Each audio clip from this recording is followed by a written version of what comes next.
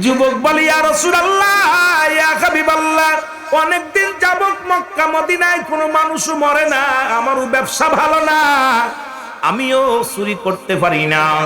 অনেকদিন যাবত মক্কা মদিনায় কোনো মানুষের ইন্তেকাল হয় না, কবরেও নেয় না, কাপনের কাপড় চুরি করতে পারি না। অনেকদিন পরে এই জমিনের মধ্যে সুন্দরী এক নারী মারা গেল ইয়া রাসূলুল্লাহ ইয়া হাবিবাল্লাহ। ওই ব্যক্তির, ও নবী, ওই মহিলা একটা সতী সাথে সুন্দর নারী মারা গেল, বড় লোকের দুলালি। ও যখন মারা গেল ওর কাপড় জানাজায় আমি নিজেই শরীক হয়েছিলাম। জানাজার নামাজ শেষ হলো, সব মানুষ যখন বাড়ি চলে গেল, আমিও অপেক্ষা আছি কখন রাত নামবে। যখন রাত নির্জন হয়ে গেল নবী গো, ও নবী, তখন আমি গুটি গুটি পায়ে গোরস্থানে রওনা দিলাম। আইয়া গোরস্থানের মাটিগুলো খুঁড়লাম, মাটিগুলো খুঁড়িয়া যখন কাপনের কাপড়টা টান দে খুইলা নিলাম ইয়া রাসূলুল্লাহ ইয়া হাবিবাল্লাহ। ওই কাপনের কাপড় যখন খুইলা নিছি, নিয়া পর কে যেন আমার ভিতর থেকে বলে, ও যুবক, সারা জীবন কাপনের কাপড় চুরি করলা, যার কবরে ঢুকছে একবার তাকায়া দেখ, পৃথিবীর শ্রেষ্ঠ সুন্দরী নারী। অন্যায় কর, অন্যায় কর, কেউ দেখবে না, কেউ বলবে না, কেউ তোরে বাধা দিবে না ইয়া রাসূলুল্লাহ ইয়া হাবিবাল্লাহ। ওই নারীটার মুখের দিকে যখন তাকাইলাম, আজকে যে সুন্দরী নারী আইনা ডায়াসে বসায় বসায় গল্প করার, ডায়াসে ডান্স করার, নাচান, এই যুবকগুলো হা করে খেয়ে ফেলে। জোরে বলেন ঠিক কিনা? আল্লাহর নবী বলে, যুবক মনে আসেনি, দূর হয়ে যা, আমার সামনে থেকে দূর হয়ে যা। যুবক বলে, ইয়া রাসূলুল্লাহ ইয়া হাবিবাল্লাহ, নবী গো, যখন আমি এই জিনা করে যখন কবর থেকে লাফ মেরে উঠলাম কাপনের কাপড় নিয়ে, সঙ্গে সঙ্গে ভিতর থেকে কে যেন একটা আওয়াজ শুনতে পাইলাম, ডাক দে বলে, যুবক রে, আজকে তুমি আমার সামনে অন্যায় করলা, আমি আল্লাহর আদালতে মামলা দিলাম, আমি আল্লাহর আদালতে মামলা দিলাম। আল্লাহ তোমাকে যেন না ছাড়ে, কারণ তোমাকে একদিন কবরে আসতে হবে। আমি অসহায় নারী, বাধা দিতে পারলাম না, আমি অসহায় নারী, আজকে কবরে তোমার বাধা দিতে পারলাম না, তুমি আমার সামনে অন্যায় করলা, রব্বি করিমের আদালতে আমি মামলা দিলাম, আমার আল্লাহ যেন কোনোদিন তোমারে ক্ষমা করে না। ইয়া রাসূলুল্লাহ, আমি এরপরে বাড়ি গেলাম, বাড়ি যা যখন আমি গোসল করিয়া খানা খাইলাম, নবী গো, ইয়া রাসূলুল্লাহ, আমি ঘুমাইতে পারি না, এরপরে খাইতে পারি না, ওই আওয়াজটা বারে বারে আমার কানে এসে লাগে, যুবক রে, তোমার কবরে আসা লাগবে, এই কবর তোমারে ছাড়বে না, আমি আল্লাহর আদালতে মামলা দিলাম। ইয়া রাসূলুল্লাহ ইয়া হাবিবাল্লাহ, এই অবস্থায় আমারে কি আমার আল্লাহ মাফ করবো না? আমার নবী কয়, যুবক তুমি দূর হয়ে যাও, যুবক দূর হয়ে যাও, আমার সামনে থেকে দূর হয়ে যাও। নবীজি দূর করে দিলেন, কাঁদতে কাঁদতে রে যুবক 40টা দিন, একদিন নয়, দুদিন নয়, 40টা দিন অজানে কান্দে, গাছের লতা পাতা খায় আর কান্দার বলে, রব্বি কারীম,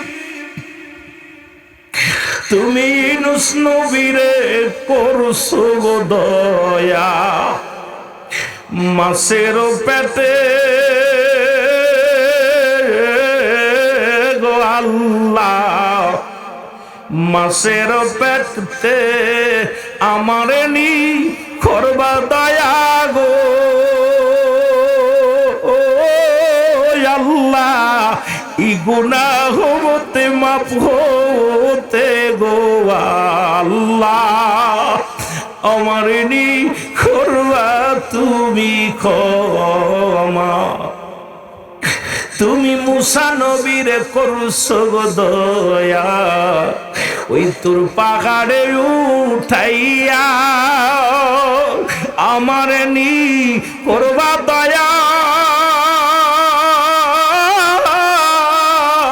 আল্লাহ, তোবার লাগিয়া গো আল্লাহ, আমারে নি করবা তুমি দয়া, তুমি ইব্রাহিম নবীকে করছো গো দয়া, নমরুদের আগুনে গো আল্লাহ, আমারে নি করবা দয়া, এই গুনাহ হইতে গো আল্লাহ, ও আমার আল্লাহ। জোরে জোরে চিল্লা বলা যাবে না মারহাবা। আল্লাহ গো, তুমি ইউনূস আলাইহিস সালামকে মাফ করেছো, ইব্রাহিমকে মাফ করেছো, মূসাকে মাফ করেছো, পরীক্ষা করেছো, সব পরীক্ষায় তুমি তারে পাস করাইছো, এখন আমারে কি পাস করাইবা? যুবক একদিন নাই দুদিন নাই 40টা দিন খানা খায় না রে, 40টা দিন অনাহারে পড়ে আছে রে, চোখের পানি পড়তে পড়তে ঘা হয়ে গেছে, চোখের পানি গুলো পড়ে মুখের গোস্ত গুলো খসে খসে জমিনের মধ্যে পড়ছে। এমন সময় এলহাম এসে গেছে, যুবকরা আর কান্দিস না, তোর চোখের পানি জমিনের মধ্যে অনেক পড়েছে, তুই একটা পাপের কারণে ভুলের নফসের খায়েছে পড়ে এমন একটা পাপ করে ফেলেছিস, আর 40টা দিন অনাহারে জমিনের মধ্যে গোড়াগড়ি করিস, যা তওবা কর, তোর তওবা আল্লাহ কবুল করেছে, যা যা মদিনার নবীর কাছে যাও, কারণ মদিনার নবী তোরে দয়া করবে, তোরে তওবা করায়া দিবে।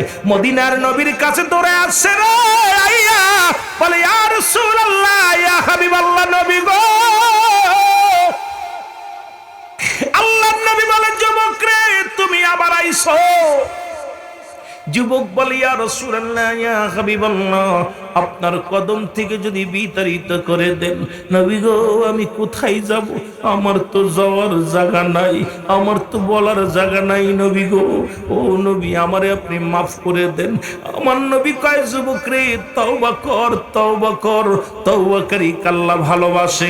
বাবারে আমার যুবকের মুখের দিকে তাকায় দেখে রাসূলুল্লাহ যুবকের মুখের গোস্তগুলো খুশি খুশি পড়ে গেছে, যুবকের হাড্ডিগুলো ও মুসলমান শুকায় গেছে, গায়ের গোস্তগুলো শুকায় কঙ্কাল হয়ে গেছে। জিবরিল আমিন বলে, নবী গো আর কিছুক্ষণ বাঁচবে, হয়তো ঘন্টা খানেক জমিনের মধ্যে হায়াত আছে, আপনি যদি তওবা না করায় দেন জাহান্নামের লাড়কি হয়ে যাবে নবী গো। যে ব্যক্তি এত বড় একটা অন্যায় করে অনুশোচনা হইয়া কাঁদছে, তাকে আল্লাহ মাফ করে দিছে, আপনি তওবা করায়া দেন। আমার রাসূলুল্লাহ তওবা করায়া দিছে, তওবা করানোর কিছুক্ষণ পরেই দুনিয়ার মায়া ছেড়ে চলে গেছে। আজকে আমরা কত অন্যায় করলাম, কত জিনা করলাম, ব্যভিচার করলাম, একদিনও কান্দি না, একদিন অনুশোচনা করি না। আরে ভাই, এই অবস্থায় যদি মারা যায়, জাহান্নাম ছাড়া কোনো গতি নাই, জাহান্নাম ছাড়া কোনো গতি নাই। জোরে জোরে চিল্লায়া বলা যাবে না, ঠিক কি না? আর ফাতেমা বলে, ইয়া রাসূলুল্লাহ, ইয়া হাবিবাল্লাহ, নবী গো, সেই ভাগ্যবতী মহিলাকে যে আমার আগে জান্নাতের ভিতরে প্রবেশ করবে। রাসূল বললেন, ফাতেমা রে এত উত্তেজিত হয় না, এই মহিলাটার বাড়ি হলো ওই যে দেখো একটা পাহাড়, ওই যে একটা মরুভূমি, ওই মরুভূমির চড়ায় ওই পাহাড়ের মধ্যে বাড়িটা, একটা কাঠুরিয়া, ওই কাঠুরিয়ার বিবি, তার নাম হলো হযরতে জামিলা। তোমার আগে ওই মহিলা জান্নাতে প্রবেশ করবে, জোরে বলেন মারহাবা। নাম কি? জামিলা। কার বিবি? হুজুরের বউ নাকি? কার বউ? কাটকাটে কাঠুরিয়ার বউ। এইবার মা ফাতিমা সারা রাত ঘুম আসে নাই, খালি এপারে একবার ঘুমায়, ওপারে একবার ঘরে। রাতটা কেটে গেল, কারণ সকাল হইলে আমি যাব ওই নারীকে দেখার জন্য। এত ভাগ্যবতী কে সে নারী, কি এমন আমল করে, কি তারা তো পার যা আমার আগে জান্নাতের মধ্যে প্রবেশ করব। মা ফাতিমা সকাল হলো, ফজরের নামাজ পড়ে রওনা দিল।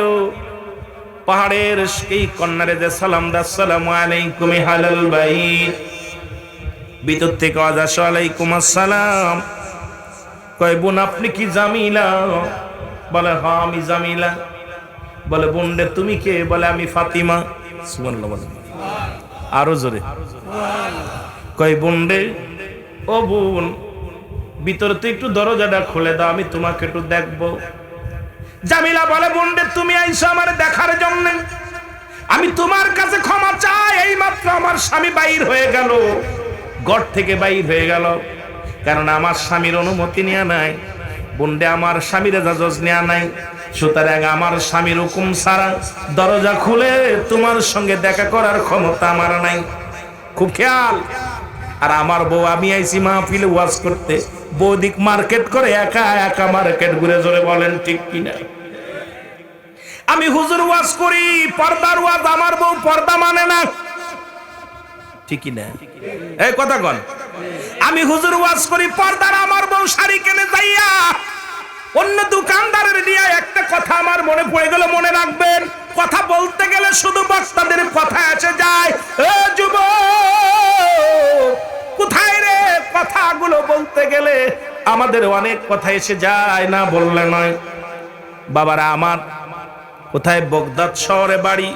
খাজা কিডা? জোরে বলেন। খাজা মঈনুদ্দিন চিশতি, ওনার বাড়ি কোথায়? আমার বাবারা আমার, গভীর মনোযোগ। হাসান বসরি রহমাতুল্লাহ আলাইহি, নাম কি? হযরত হাসান বসরি রহমাতুল্লাহ আলাইহি। উনি একবার মদিনা, উনি দেখলেন, একবার বাজারে গেলেন কাপড় কিনতে, খুব খেয়াল। উনি গেলেন কাপড় কেনার জন্য, বাজার করার জন্য, যা দেখে এক দোকানদার বারবার মহিলাদেরকে আকৃষ্ট করতেছে, বলে আপা এইটা খুব দামি কাপড়, এটা খুব ভালো মালের কাপড়, এই কাপড় আর বাজারে কারণ নাই, দোকান ছাড়া নাই। খুব গল্প গুজব দিতেছে, খুব দামি কাপড়, এটা কাশ্মীরি, এটা অমুক অমুক তমুক। দূর থেকে হাসান বসরি রহমাতুল্লাহ আলাইহি দেখতে লাগলেন। যুবক, উনি দেখতে লাগলেন কি আশ্চর্য, মেয়েদের সঙ্গে কি আলাপ, মধুর আলাপ। এগুলো দেখে উনি মনে একটু কষ্ট লাগলো। উনি চিন্তা করলো, উনি বাড়ি চলে গেলেন। এবার 2 বছর পরে আবার ওই মার্কেটে আসলেন হাসান বসরি রহমাতুল্লাহ আলাইহি। উনিও 2 বছর পরে মার্কেটে আসলেন। আসার পর তাকায় দেখে দোকানদার নিলিবিলি বসে আছে। কত মেয়েরা যায়, কাউকে ডাকে না, কত পুরুষ যায়, কাউকে ডাকে না। দোকানদার কাপড় নিয়ে বসে আছে। এবার উনি চিন্তা করে, এত কাস্টমার যায়, উনি কেন ডাকে না? উনি এবার বললেন, আস্তে আস্তে কাছে যে সালাম দিলেন, আসসালামু আলাইকুম ভাই। বলে ওয়ালাইকুম আসসালাম। আপনি আমারে বলেন, আমি 2 বছর আগে এসেছিলাম মার্কেটে, দেখলাম আপনি মেয়েদেরকে কত আলিঙ্গন করে ডাকেন, মহব্বত করে আপা বলেন, কত কি খালা বলেন, ফুফু বলেন, কত কি করে মানুষকে এত ভোলায় ভালায় তার কাপড় বিক্রি করেন। আজকে দেখলাম কত কাস্টমার আপনার রাস্তা দিয়ে যায়, কাউকে ডাক দেন না, কাউকে কিছু বলেন না, কারণটা কি? বলে ভাই শোনেন, ওই 2 বছর আগে যে ঘটনা ঘটেছিল শোনেন। ওই 2 বছর আগে আমার যে নারী ছিল, 2 বছর আগে আমার সে বিবি মারা গেছে। এই বিবির চাহিদা ছিল বেশি, এই বিবি দুনিয়া লোভী ছিল। যদি কোনোদিন আমি উপার্জন করতাম, ঘরে গেলে হট্টগোল বাঁধত, খালি সাথে সম্পদ চাইতো। সে খালি অর্থের লোভ, এত পরিমাণ সম্পদের লোভ ছিল তার। এই লোভের কারণে আমি আমার বিবির মন রক্ষার্থে এই কাস্টমারের সঙ্গে এই আলাপ আলোচনা করে টাকা পয়সা বেশি সুযোগে বেচা কেনা করতাম, এটা নিয়ে বিবির হাতে দিতাম। বিবি খুব খুশি হতো। 2 বছর আগে আমার বউটা মারা গেছে, কলেরা রোগে মারা গেছে। আবার একটা বিয়ে করলাম। এই বিয়ে করার পর যখন আমি দোকানে আসতেছিলাম, পিছন থেকে আমার বিবি আমার জামাটা টেনে ধরে বলে, স্বামী আপনার কাছে অনুরোধ করি, খবরদার আপনি আমাকে হারাম খাওয়াবেন না। সারাদিন পরে আপনি আমাকে 1 লোকমা খাবার দিবেন, সেটা হালাল খাদ্য দিবেন। আমার বাড়ির দরকার নাই, গাড়ির দরকার নাই। আপনি 5 ওয়াক্ত সালাত আদায় করবেন, হালাল রুজি উপার্জন করবেন, বেগানা নারী থেকে সংযোগ থাকবেন। কারণ আপনি এইগুলো আমার বুঝায় বলছে, আমার স্বামী রে, আপনি যদি আনেন 2 মুঠা আনেন, খাবো, 1 মুঠা আনলে খাবো, না আনলে না খাবো। আপনার উপরে কোনো অভিযোগ নাই, কারণ কিয়ামতের ময়দানে কিন্তু আপনার কবরে জবাব দেওয়া লাগবে, আখিরাতের ময়দানে আপনার উঠা লাগবে। এ ভাই, আল্লাহর কসম করে বলি, এই বিবি আসা পর আমি এত ভালো হয়েছি। আমার দোকানে বেচা কিনা হোক আর না হোক, কোন কাস্টমারের সঙ্গে এরকম আলাপ করি না। সুতরাং আজকে আমার বিবির কারণে আল্লাহ আমাকে জাহান্নামের পথ থেকে ফিরিয়ে দিছে, আল্লাহ আমার এই গজবের পথ থেকে ফিরিয়ে দিছে। সুতরাং আমিও আমার বিবির জন্য দোয়া করি, আল্লাহ যেন আমার আগে আমার বিবির জান্নাতি করে। জোরে জোরে চিল্লায় বলেন মারহাবা। এইবার বলতেছিলাম যে কথা বলতে যাইয়া জামিলা মনে আসেনি কতক্ষণ বলে বুন্ডে এই মাত্র আমার স্বামী বাইরে গুলো অনুমতি নিও নাই, অনুমতি ছাড়া আমি দরজা খুলতে পারবো না।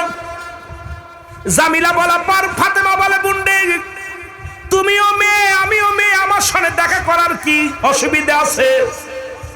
তুমিও তো মেয়ে মানুষ আমিও তো মেয়ে মানুষ, এখন তোমার সঙ্গে দেখা করলে কি অপরাধ? জামিলা কয় বোন আমারে ক্ষমা করেন, কারণ আমি আর স্বামীর যিনি যার রুজি, যিনি আমাকে রিজিক সন্ধান করে খাওয়ান, যার দায়িত্ব আল্লাহ আমারে দুনিয়ার মধ্যে রাখছে শরীয়তের দৃষ্টিতে, আমার স্বামীর হুকুম ছাড়া পৃথিবীর কোন নারী বা পুরুষ কারুর লগে কথা বলা আমার সম্ভব নয়। আপনি আগামীকাল আসবেন, আমার স্বামীর থেকে আমি অনুমতি নিয়ে রাখবো, আগামীকাল আসলে আপনার সঙ্গে আমি খোলামেলা কথা বলবো। ধরে ধরে বলেন মারহাবা। ফাতেমা চিন্তা করে কি মেয়ের লগে আমাদের বুনিরা কি করতে দেখছেন, অনুমতি লাগে না মঞ্চে এসে লাভ দুইটা করে কথা কোন ঠিক কিনা? তোর ক্ষমতা দিবে রে ছুটায় জাহান্নামে এমন আক্রমণ বানাবে তোদের। রাসূল বলেন আমার আগের বক্তব্য বইলা গেছে অধিকাংশ নারী জাহান্নামের মধ্যে, অধিকাংশ নারী রাসূল বলে গেছে। আমার ভাইয়েরা আমার বন্ধুরা আমার গভীর মনোযোগ। পরের দিন হযরত হুসাইন রাদিয়াল্লাহু তাআলাকে কোলে নিয়ে মা ফাতিমা আবার ঘরের মধ্যে রওনা দিলেন। সালাম দা আসসালামু আলাইকুম ইয়া আহলাল বাইত, বলে ওয়ালাইকুম আসসালাম। জামিলারে দরজা খুলে দাও। জামিলা কয় না, অসম্ভব। কয় তুমি কথা দিছিলে আজকে কথা বলবা, দেখা করবা। কয় বুন্ডে আমারে মাফ করো, কথা দিছিলাম ঠিক আছে, দেখাও করব ঠিক আছে, কারণ আমার স্বামীর থেকে অনুমতি নিয়ে আনছি তোমার সঙ্গে দেখা করব, কিন্তু তোমার সাথে যে বালকটা ওই বালকের সঙ্গে দেখা করার অনুমতি নাই। এবার জামিলা বলার পর হুসাইনের মা বলতেছে ও জামিলা, আমার কলিজার টুকরা সন্তান মাত্র 4 বছর বয়স। এই কয় বছর? হুসাইনের বয়স তখন কয় বছর? 4 বছর বয়স। জামিলা বলে বোন ইসলামের বিধান একটু বলো, যদি কোনো ছেলে হয় ছেলেদেরকে 2 বছরের বেশি দুধ পান করাতে পারবা না, মেয়ে হলে 2.5 বছর। যখন কোনো সন্তান তার অঙ্গ প্রত্যঙ্গ চিনতে পারে সুতরাং তার সামনে পর্দার বিধান এসে যায়। সুতরাং তোমার হুসাইনের বয়স 4 বছর, সে আমার হাত পা কান নাক গলা সব টের পাবে, চিনতে পারবে, সুতরাং তার সামনে যাওয়ার এখতিয়ার আমার নাই। এই ওয়াজ যদি বাংলাদেশে করি বাবা, আমার দেশের মৌলবীদের ভাত মরে যাবে। ধরে বলেন ঠিক কিনা? এই ওয়াজ কি করা যায় বাংলাদেশে? সকালবেলায় তো আমার ডিভোর্স দিলে। হুসাইন মাত্র 4 বছর বয়স। আজকে আমাদের ছেলে মেয়ে কেন আজকে দশটার কারণ কি? ছেলে মেয়ে একই ল্যাপের ভিতরে শুচ্ছে, বাপ মা আনন্দ মারতেছে, ও দেখতেছে সব। ছেলে মেয়ে কি বাপ মা হাসাহাসি করে, ও শেখে। ও ক্লাস 6-এ পড়ে কয় বিয়ে করবো, তো হুজুর দোয়া করেন ছেলেটা নষ্ট হয়ে গেছে। আর নষ্ট তো তুই বানাইছস, ঠিক কিনা? ঠিক কিনা? নষ্ট তো তুই বানাইছিস। ইসলাম বলেছে সন্তান যখন দুনিয়ার মধ্যে আগমন করবে মা বাবার বিছনার মধ্যে সন্তান নেওয়া যাবে না, সে যত ছোট হোক।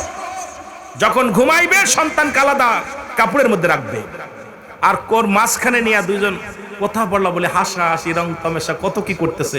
ছেলে মেয়ে একবার তাকায় মার দিক, একবার তাকায় বাবার দিক, খুব আনন্দ মারে। ও চিন্তা করে খালি আটা শিখলে, ও খালি মানুষের হাত ধরে টানে। আব্বা মা যা করছে সব শিখে ফেলছে। ধরে বলে ঠিক কিনা? এবার মুসলমান ফাতেমা বলে ফাতেমা ডাকতে বলে বোন হো, বোন ফাদো, বোন জামিলা, আমার আর বুঝতে বাকি নাই। এই জন্যে তোমার আল্লাহ তো ইজ্জত দিছে, তুমি একজন কাঠুরিয়ার বিবি হইয়া আমি যে জান্নাতে যাব সেই জান্নাতের সুয়ারি হইয়া, সুয়ারির গলা লাগাম ধরিয়া তুমি আমার আগেই জান্নাতে প্রবেশ করবে। কারণ এত মর্যাদার আসন আল্লাহ তোমারে দান করেছে, কারণ ইসলামের বিধান পর্দার বিধান তুমি এত সুন্দরভাবে মানো, যা মানার কারণে তোমার মতো এমন একজন সতী সাথী আদর্শবান নারী নিয়ে আমি জান্নাতের মধ্যে থাকবো। আমি ফাতিমা গর্বিত। জোরে জোরে বলেন মারহাবা। আরে বড় বড় বুড়ো বুড়ো সাল মেয়ে হাত ধরে টানাটানি করে, তাহলে এদের বিধান কি আসলো? আমার বুঝি আসে না, এদের বিধান কোথায় আসলো? এ আমার ভাইয়েরা, আমার বন্ধুরা, এই জন্য আমি মা বোনদেরকে বলে যাই, আমার মারা শোনো, ইসলামের বিধান মানো, ইসলামের নিয়ম মানো। রাসূল পাক সাল্লাল্লাহু আলাইহি সাল্লামের কাছে দুইজন অন্ধ সাহাবী আসলেন। কি আসলেন? অন্ধ সাহাবী আসলেন। রাসূল বিবিদেরকে বললেন, তোমরা ভিতরে যাও। রাসূল বললেন, তুমি ভিতরে যাও। বিবিরা বল, হুজুর ওরা তো অন্ধ, চোখই দেখে না। রাসূল বললেন, তুমি দেখ, তারা তো দেখে না, তোমরা তো দেখো। সুতরাং অন্ধর সামনে পর্দার বিধান, এই বিধান আজকে ইসলামের বিধান কেন মানবেন না? যেহেতু 82% মুসলমান বাংলাদেশে, আপনি মানবেন না চলে যান ভারতে, মানবেন না চলে যান ইন্ডিয়ায়, মানবেন না চলে যান আমেরিকায়, যাইতো না। ওই তো একটা হলো জুমলায় আলেম ওলামা আছে, একটা জুমলায় খবরি, একটা জুমলায় হিংসা। বক্তা মনের ভাব প্রকাশ করলে শ্রোতা সহজেই বুঝতে পারে, এটাকে বলা হয় জুমলায় খবরিয়া। জুমলায় হিংসা, বক্তা মনের ভাব প্রকাশ করলে শ্রোতা কিচ্ছু বুঝতে পারে না, এটাকে বলা হয় জুমলায় হিংসাইয়া। তা আমিও চিন্তা করতেছি, যদিও মাগুরা জেলায় বাড়ি, আমি আপনাদের সিরাজগঞ্জের ভাষায় কথা বলার জন্য চেষ্টা করতেছি, যে বুঝতে এক দেশের গালি এক দেশের বলি, আপনাদের লগে যেটুকু মিশেছি মোটামুটি ভাষা তো বুঝেছি, এই ভাষায় কথা বলার চেষ্টা করব, বাকিটা আল্লাহ পাক ভালো জানে। আল্লাহু আকবার বলো, আর একটু জোরে।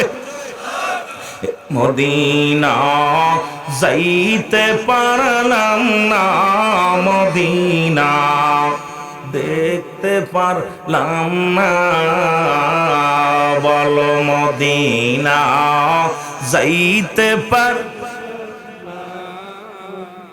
মদিনা দেখতে পারলাম না, বলো মদিনা যাইতে পারলাম না, মদিনা। আমি অসহায় তাই এত দূরে রই, আমি অসহায় তাই এত দূরে রই, দূর থেকে সালাম জানাই, বলো দূর থেকে জানাই, মদিনা যাইতে পারলাম না, মদিনা। মদিনার নাম কত সুন্দর,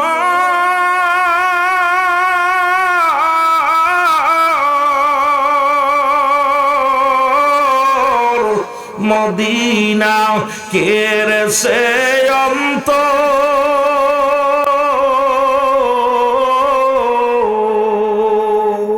এই গরিব দুঃখীর সালাম কারি, গরিব দুঃখীর ওরে পৌঁছাই দিও মদিনায়, বলো পৌঁছাই দিও মদিনায়, মদিনা যাইতে পারলাম না, মদিনা। একটু মহব্বতে চিল্লায় বলেন, মদিনা যাইতে পারলাম না, মদিনা। আমি অসহায় তাই এত দূরে রই, আমি অসহায় তাই এত দূরে রই, দূর থেকে সালাম জানাই, বলো দূর থেকে সালাম জানাই, মদিনা যাইতে পারলাম না, মদিনা। মদিনার নাম কত সুন্দর,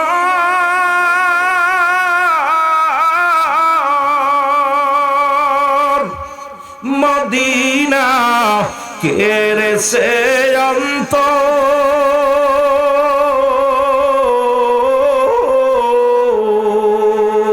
এই গরিব দুঃখীর সালাম খানি, গরিব দুঃখীর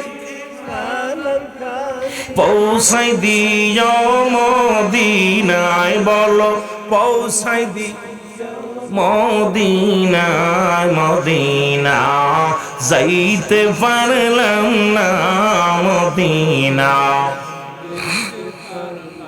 এ দুনিয়ার মুসলমান,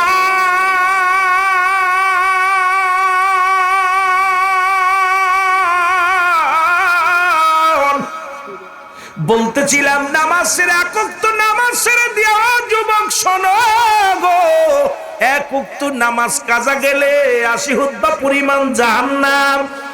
এক রাক মুসলমানে খুতবা পরিমাণ হলো 2,88,00,000 বছর। এখন ওয়াজ শোনা নফল বন্দেগী, নামাজ ছিল ফরজ। এখন যদি বলি ও দাদু ভাইরা, কে কে ঈশার সালাত আদায় করছেন? মাশাআল্লাহ, হয়তো 3-এর 2 উঠবে নামাজ মনে হয়, আদা দি হয়তো উঠতে পারে। যুবক শুনে নাও, কিন্তু নামাজ সালাতের প্রতি গুরুত্ব নাই। আজকে সমাজ বাঁচবে কেমনে, জাতি বাঁচবে কেমনে? নামাজ সমস্ত খারাপ কাজ থেকে বাঁচায়। মুসলমান এবং কাফেরদের মধ্যে হলো পার্থক্য, হলো নামাজ। ও যুবক, সেই নামাজ ছেড়ে দেয়া কবিরা গুনাহ, মিথ্যা বলা কবিরা গুনাহ। এখন যদি বলি বাজান কয়জন মিথ্যা কথা বলেন না? আমিও মিথ্যা কথা বলি, কারণ এখন আছি পাবনায়, বলি সিরাজগঞ্জ। এই যে মিথ্যার একটা কারখানা বাইর হয়ে গেছে সমাজের মধ্যে। এখন আলেম নাই, মৌলবি নয়, যদি থাকে ঘরের মধ্যে কয় বারান্দায় ঘুরি, বারান্দায় থাকলে কয় বাজারে ঘুরি। জোরে কোন ঠিক কিনা? আসেনি কথা কন? কষ্ট পাচ্ছেন আপনারা? আস্তে আস্তে আগায়, কষ্ট পাচ্ছেন? এখন মিথ্যা বলা কবিরা গুনাহ। যদি বলতেছিলাম আল্লামা কুতুবী রাহমাতুল্লাহ বান করে, যুবক যদি আসমান থেকে জমিন পর্যন্ত খালি জায়গা গুনাহ করে ভরপুর করো গো, ওই বান্দা যখন কবরের ভয়ে, জাহান্নামের ভয়ে, বান্দা যখন খাস তওবা করে আল্লাহ বলে ডাক দেয়, ডাকতে বলে আমার আল্লাহ, জীবনের শেষ আল্লাহর মুনাজাত, আল্লাহ জীবনের শেষ মাহফিল। বান্দা যখন চোখের পানিগুলো ছেড়ে আল্লাহ বলে ডাক দেয়, আমার আল্লাহ রব্বুল আলামিন বান্দার জীবনের সব গুনাহ মাফ করে দেয়। জোরে বলেন মারহাবা। আর একটু জোরে জোরে চিল্লায় বলেন মারহাবা। তেমনি মুসলমান, গভীর মনোযোগ, আল্লাহর নবীর এক সাহাবী, খুব খেয়াল করবেন যুবক বাবার। আজকে যে পহেলা বৈশাখ, যে কথা বলে শুরু করেছিলাম, হাজার হাজার জিনা, হাজার হাজার ব্যভিচার, নিজের বউ সাজাইয়া রাস্তায় বাইর করলা, নিজের মেয়েরে কাপড় পরাইয়া রাস্তায় বাইর করলা, নিজের বোনগুলো বাইরে গেল। যুবক, আজকে পহেলা বৈশাখে কত গুনাহ করলা। নবীর এক প্রিয় সাহাবী ছিল মুসলমান, হযরতে সালাবা রাদিয়াল্লাহু তাআলা, এই জগৎ বিখ্যাত একজন আল্লাহর পাকের রাসূলের সাহাবী। এই সালাবা একদিন রাসূলের সামনে দিয়া যাইতেছিল। রাসূল বললেন, বেগানা নারী দেখা হারাম। পর্দার বিধান যখন নবীজি ওয়াজ করলেন, খুব খেয়াল করবেন, নবীজির পর্দার ওয়াজ শুনিয়া, পর্দাও ফরজ, নামাজও ফরজ, এই পর্দাও ফরজ, নামাজও ফরজ। আজকে যারা মহিলারা ওয়াজ শোনো, একটু মুসলমান লজ্জাপতির পাতা বাইটা খায় আর মুখস্থ কইরো, আলোচনা একটু খেয়াল করো। আমার মা, তোমাদের কত দাম, তোমরা নবীদের মা, তোমরা আলেমদের মা, তোমরা ইমাম সাহেবের মা, কারি সাহেবের মা, হাফেজ সাহেবের মা। আল্লাহ তোমাদের কত দাম দিছে দুনিয়ার মধ্যে। এই দুনিয়ার মধ্যে যদি দোয়েল পাখি যদি জানতো সে বাংলাদেশের জাতীয় পাখি, জীবনেও ময়লার উপরে পড়তো না। আর আমার মা বোনেরা যদি জানতো তাদের দাম, জীবনে ঘর ছেড়ে রাস্তায় বাইর হতো না। জোরে বলেন ঠিক কিনা? বাংলাদেশের দোয়েল পাখি যদি জানতো যে আমি বাংলাদেশের দোয়েল পাখি, জাতীয় পাখি, ও আইয়া টেবিলের পর বয়ে কোথায় বাঁধবে, ঠিকই নেই? যারা এমপিরা মন্ত্রীরা আইলে আইরে দাম, কোন দিয়ে একটা এমপি আইলে এত দাম, মন্ত্রী আইলে এত দাম, তো জাতীয় পাখি ওর কি কম দাম? কথা কই না, এটা কি জানো জানো ব্যাপার, দেশের একটা জাতীয় সম্পদ। এই পাখি আঁকবে সিদ্দিকী সাহেব, তাড়াতাড়ি নাস্তা নিয়ে কমপ্লিট কর, নাইলে তোর কিন্তু শোকেস করবো। কথা কন ঠিক কি না? আহা, দোয়েল যেমন তার নিজের দাম জানে না, ময়লার উপরে পড়ে, গোবরের উপরে পড়ে, তদ্রূপ মারা জানে না তাদের দাম। ওদের গর্ভে থেকে অসংখ্য নবী আসছে, ওদের গর্ভে থেকে অসংখ্য ওলি আসছেন, ওদের গর্ভে থেকে অসংখ্য আল্লাহর ওলিরা আসছেন, অসংখ্য আলেম বাইর হয়েছে, অসংখ্য রাসূল বাইর হয়েছে, অসংখ্য আলেম দ্বীন বাইর হয়েছে, অসংখ্য কোরআনের পাখি বাইর হয়েছে, কিন্তু ওদের দাম ওরা নিজেরা জানে না। জোরে বলেন ঠিক কিনা?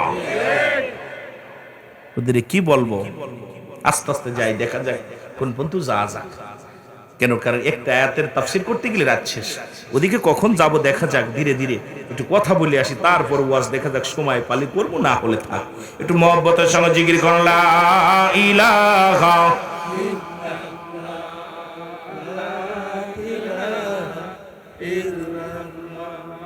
আরো জোরে লা ইলাহা লা ইলাহা। তুমি কাউকে বানাইলা নবীউল্লাহ, তুমি কাউকে বানাইলা খলিলুল্লাহ। অগণর মুহাম্মদ সাল্লাল্লাহু লা ইলাহা ইল্লাল্লাহ, বলো লা ইলাহা। এই পর্যন্ত সীমাবদ্ধ থাকলে হবে না। এই কালেমাটা ছিল আদম আলাইহিস সালাম, আদম বলেছে লা ইলাহা ইল্লাল্লাহ, আদম শফিউল্লাহ, লা ইলাহা ইল্লাল্লাহ ইব্রাহিম খলিলুল্লাহ, লা ইলাহা ইল্লাল্লাহ ঈসা রূহুল্লাহ, লা ইলাহা ইল্লাল্লাহ ইব্রাহিম খলিলুল্লাহ। এখন আমার নবী উম্মত বলে দাবি করতে হলে শেষের টুকু বলা লাগবে মুহাম্মাদুর রাসূলুল্লাহ। জোরে জোরে চিল্লায়া বলা যাবে না মারহাবা। কথা কি ক্লিয়ার? এটা খেলে আমার নবীর কালেমা না। আদম থেকে শুরু করে আদম বলছে আমি আদম শফিউল্লাহ, আমি ইব্রাহিম খলিলুল্লাহ, মূসা খলিমুল্লাহ, ঈসা রূহুল্লাহ। সব নবী তার পরিচয় তুলে ধরছে, আমার নবীর পরিচয় তুলে ধরেছে। আল্লাহ ছাড়া কোনো মাবুদ নাই, আল্লাহ ছাড়া কোনো ইলাহ নাই, তাকে পাওয়া এবং তাকে চিনার জন্য মাধ্যম আমি নবী, আর আমি আল্লাহর পয়গম্বর, বা আমি একজন নবী মুহাম্মাদুর রাসূলুল্লাহ সাল্লাল্লাহু। এই যুবক যে কথা বলতেছিলাম শুনে নেন। এইবার আজকে যারা পয়লা বৈশাখের পক্ষে ছিল গো, নববর্ষের পয়লা বৈশাখের যারা মুসলিম রাষ্ট্র, যেখানে 82% মুসলমান, এই দেশে আরবি মাস নয় বাংলা মাস গণনা করুন, তাদের সঙ্গে তালি দিয়ে আমরা দাড়িওয়ালারাও চলি, আমরা টুপিওয়ালারাও চলি। নববর্ষ খারাপ বলবো না, যদিও পালন করো বাংলা মাসের প্রথম পালন করো, কোরআন তেলাওয়াত করো, সকালবেলা উইটে আল্লাহর কাছে ফজরের নামাজ পড়ে দোয়া করো। আইরে কপাল পুরা ফজরের নামাজ নাই, যখন সকাল হইছে ঢং সং সাজিয়া, কত বুতুম সাজিয়া, বুত সাজিয়া, প্রতিমা সাজিয়া রাস্তায় বাইর হইলা। এরে কোন ফতুয়ায় পাইলা, কোন কোরআনে পাইলা, কোন হাদিসে পাইলা, দেখার দরকার। আজকে তাদের সঙ্গে আমরা যারা মৌলবীরা তাল মালাইল বা তাল মিলাইলাম, আমি কিরা সুবিধা বা দিল। আল্লাহ কমিনান নাস, মানুষের মধ্যে মায়া হলো, তারা বলবে আমার নেতার ঈমান আনছে, বিল্লাহি আল্লাহর প্রতি অবিলম্বিনা আখিরাতের প্রতি বিশ্বাস স্থাপন করেছে। ওমা হুম বিমুমিনিন।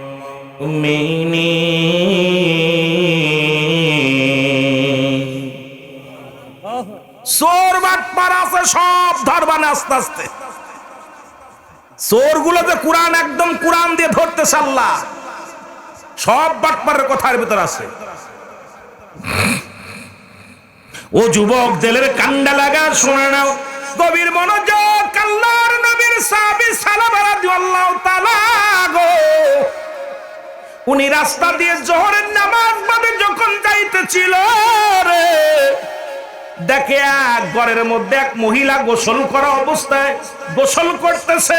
খুব খেয়াল করবেন বাবা, এই গোসল করা অবস্থায় ঘরের পর্দা সরে গেছে, আর সঙ্গে সঙ্গে মেয়েটাকে আল্লাহর ও মুসলমান নবীর সাহাবী সালামা রাদিয়াল্লাহু তাআলা দেখে ফেলছে। দেখা পর চোখের পানি ছেড়ে কান্দার বইয়া ডাকতে বলে আমার আল্লাহ, আমি বেগানা নারী দেখে ফেললাম রে, আমার নবীরে যদি জিবরিল আমিন জানিয়ে দাও, আমি ইসলামকে কলুষিত করলাম, আমি কোরআনকে কলুষিত করলাম।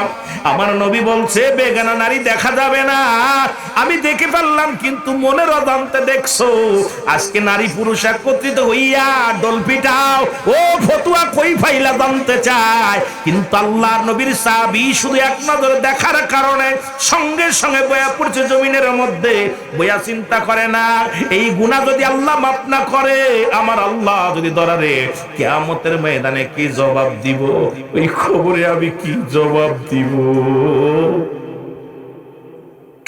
আল্লাহর নবীর সাহাবী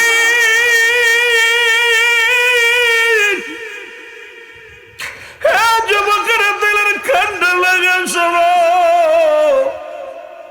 কাঁদতে কাঁদতে পাহাড়ে চলে গেল। একদিন নয়, দুদিন নয়, কিছুদিন পার হয়ে গেল। এইবার নবীর কাছে জিবরিল আমিন এসে বলে, ইয়া রাসূলুল্লাহ, ইয়া হাবিবাল্লাহ, আপনার সাহাবীরা আপনার পিছে নামাজ আদায় করে নবী গো, কিন্তু আপনার সালাবার খবর নিছেননি, আপনার সালাবার খবর নেন গো নবী। নবীজি বলেন, সালাম ফিরে বলে, আমার সাহাবীরা রে, তোমরা আমার সালাবার খবর জানোনি, আমার সালাবা রাদিয়াল্লাহু তাআলার খবর জানোনি? সাহাবীরা বলে, হুজুর আমরা তো আজ কটা দিন দেখি না। নবীজি বললেন, তাড়াতাড়ি খবর নাও। খবর নিলেন, বাড়িতে গেলেন। সালাবার বাবাই বলে জানি না, মায়ে বলে জানি না, প্রতিবেশী কয় জানি না। আমার রাসূলকে জিবরিল আমিন আবারও ডাক দে বলে, আল্লাহ নবী গো, যে সাহাবী আপনার পিছে সালাত আদায় করত, যে সাহাবী আপনার এত ভালোবাসতো নবী গো, সেই সাহাবীর খবর লন। আল্লাহর নবী ডাকতে বলে, কোথায় রে আমার আবু বকর, কোথায় রে আমার উমর, কোথায় রে আমার উসমান, কোথায় আমার আলিয়া, আমার সালাবারে খুঁজে নিয়ে আয়। সালাবারে খোঁজ নেয়, সালাবারে খোঁজ নেয়। এইবার পূর্ব পশ্চিম সালাবারে খোঁজা শুরু করলো, কোথাও পায় না। খুঁজতে খুঁজতে পাহাড়ের মধ্যে গেলেন। পাহাড়ে যাইয়া ডাকতে বলো, রাখালেরা রে, তোমরা কি নবীর সাহাবী সালাবারে দেখছো? রাখালেরা বলে, আমরা তো সালাবারে চিনি না, তবে একজন যুবক, টাংরাই যুবক, একজন টাংরাই যুবক আজ কটা দিন হলো সারাদিন ভরে ওই পাহাড়ের তলায় বসে বসে কান্দে, কান্দতে কান্দতে চোখের পানি পড়ে ঘা হয়ে গেছে। ওই যুবকটা হাঁটতে পারে না, ওই পাহাড়ে ওঠে, ঢেলে ঢুলে ঢুলে ঢুলে পড়ে যায়। আমরা বকরির দুধ দোহান করিয়া সালাবারে দিয়ে ওই ব্যক্তিকে দিয়েছিলাম, কিন্তু ওই ব্যক্তির কান্দন, চোখের পানি এত আজারে পড়েছে, ওই চোখের পানি আর দুধের পেয়ালা এক হয়ে গেছে। শুধু কান্দার, আল্লাহ আমারে কি মাফ করবানি, আমারে কি তুমি মাফ করবানি? হায়রে যুবক, কবর হবে আবাদান আবাদান, ওই কবর হবে আমার আপনার চির ঠিকানা। যে দেশে গেলে মানুষ আর কোনোদিন ফিরে আসা সম্ভব নয়, যে দেশে গেলে মানুষ আর কোনোদিন ফিরে আসবে না, সেই দেশের যাত্রী আমরা। কয়দিন থাকবো দুনিয়ার মধ্যে? তিনটা বিপদ। নাম্বার 1 হলো মানুষের মরণ, নাম্বার 2 হলো কবর, নাম্বার 3 হলো কিয়ামতের ময়দান।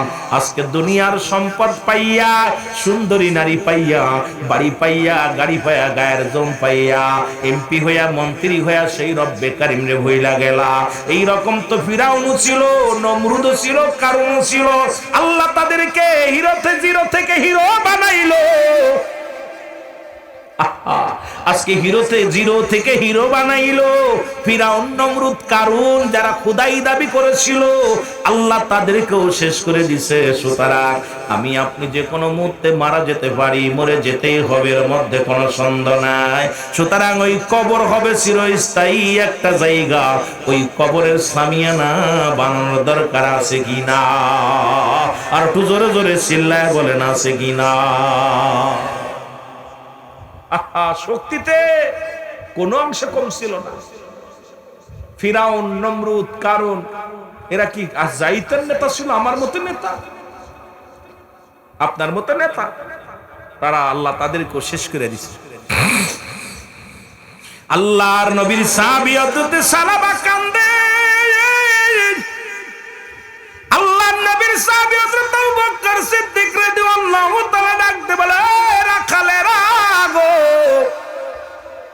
তোমরা সালাবার সন্ধান দিতে পারো কি না?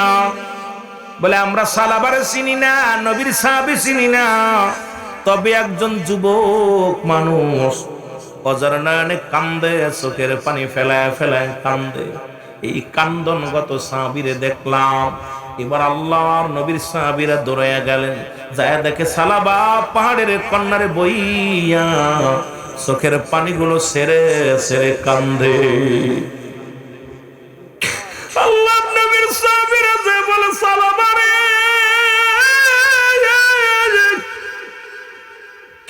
ও সালাবা, তুমি এখানে বসে কান্দো, তুমি কান্দো, অথচ নবী তোমারে খোঁজে, সাহাবীরা আমরা খোঁজাখুঁজি করি, কোথায় তুমি ছিলা? আল্লাহর নবীর পাগল সাহাবী সালাবা রাদিয়াল্লাহু তাআলা ডাক দিয়ে বলো, ভাই আবু বকর রে, আগে বলো আমার পাপের কথা কি দুনিয়ার মানুষ জেনে গেছে? আমার পাপের কথা কি আমার মদিনার নবী জেনে গেছে? আমার পাপের কথা কি জিবরিল আমিন আইয়া নবীরে জানায়া দিছে? হযরত আবু বকর সিদ্দিক রাদিয়াল্লাহু তাআলা ডাক দে, ও সালাবা, তুমি এমন কি অপরাধ করেছো, এমন কি অন্যায় করেছো? জানি না, তোমার পাপের কথা তো রাসূল কিছু বলে নাই, আমরা তো কিছু জানি না, তুমি এত কান্দো কেন? সালাবা কয়, আগে বলো আমার রাসূল কিছু বলছে নি? কয় না। আমি একটা বেগানা নারী গোসল করা অবস্থায় দেখে ফেলছি। আরে আমার আল্লাহ কি আমারে মাফ করবো? আমার রাসূল কি আমারে ক্ষমা করবো? আমি কি ইসলামের বিধান নষ্ট করলাম? আইরে যুবক বন্ধুরা, ইসলামের বিধান শোনো, পর্দার বিধান শোনো। এইবার নবীজির সাহাবীরা বলো, সালাবা চলো, রাসূল তোমার জন্য অপেক্ষা করতেছে। এইবার সালাবারে নিয়ে রাহমাতাল লিল আলামিনের কদমের মধ্যে আসলেন। রাসূলুল্লাহর কাছে যখন হাজির করলেন, আমার নবী কয়, সালাবারে তুমি কই ছিলা? বলে, ইয়া রাসূলুল্লাহ, ইয়া হাবিবাল্লাহ, আমি তো চোখের জিনা করে ফেলেছি। ইয়া রাসূলুল্লাহ, ইয়া হাবিবাল্লাহ, নবী গো, আমি তো চোখ দিয়ে একটা বেগানা নারী গোসল করা অবস্থায় দেখে ফেলেছি নবী গো। আমি মনের অজান্তে দেখেছি, আমি ইচ্ছা ছিল না। আমি যাওয়ার পথে যখন পর্দা সরে যায়, গোসলখানার পর্দা সরে গেছে, গোসল করা অবস্থা আমি দেখে ফেলেছি নবী গো, আমার গুনাহকে আল্লাহ মাফ করো। আমার নবী কয়, সালাবারে তোমার বিষয় তো আমার আল্লাহ জিবরিল আমিন দিয়ে কিছু জানাই নাই, তাহলেও তুমি পড়ো। সালাবা পড়ে এবার তওবা করে, আস্তাগফিরুল্লাহ রাব্বি মিন কুল্লি যামবি আতুবু ইলাইহি। সবাই আমার সাথে পড়েন, আস্তাগফিরুল্লাহ রাব্বি মিন কুল্লি যামবি আতুবু ইলাইহি লা হাওলা ওয়ালা কুওয়াতা ইল্লা বিল্লাহিল আলিয়্যিল আযীম। লা ইলাহা ইল্লাল্লাহু লা ইলাহা মুহাম্মাদুর রাসূলুল্লাহ সাল্লাল্লাহু আলাইহি ওয়াসাল্লাম। আশহাদু আল্লা ইলাহা ইল্লাল্লাহু ওয়াহদাহু লা শারীকা লাহু আশহাদু আন্না মুহাম্মাদান আবদুহু ওয়া রাসূলুহু। জোরে জোরে চিল্লায় বলা যাবে না আল্লাহু আকবার? আর একটু জোরে জোরে চিল্লায় বলা যাবে না আল্লাহু আকবার?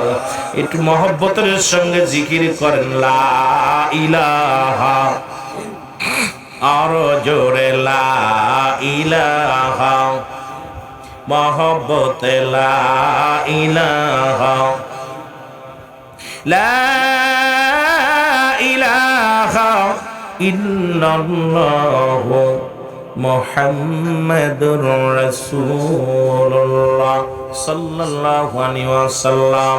এই দুনিয়ার মুসলমান,